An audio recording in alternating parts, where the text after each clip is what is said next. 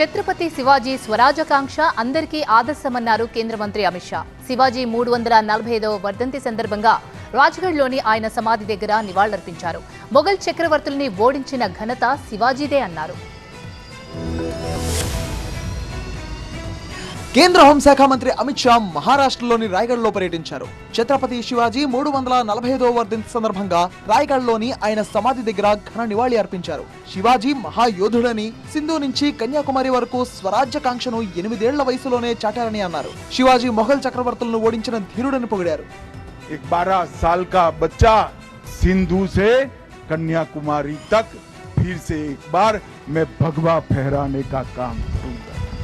దేశానికి చక్రవర్తి అని ప్రకటించుకున్న ఔరంగజేబ్ కు మహారాష్ట్రలో ఓటమి ఎదురైందని, ఔరంగజేబ్ సమాధి మహారాష్ట్రలోనే ఉందన్నారు అమిత్ షా. రాయ్గఢ్లోని శివాజీ స్మారక కేంద్రాన్ని అమిత్ షా సందర్శించారు. కోటలో రైరేశ్వర్ ఆలయంలో ప్రత్యేక పూజలు చేశారు. మహారాష్ట్రలో అధికార మహాయుతి కూటమిలో గత కొద్ది రోజులుగా నేతల మధ్య అభిప్రాయ భేదాలు వచ్చాయి.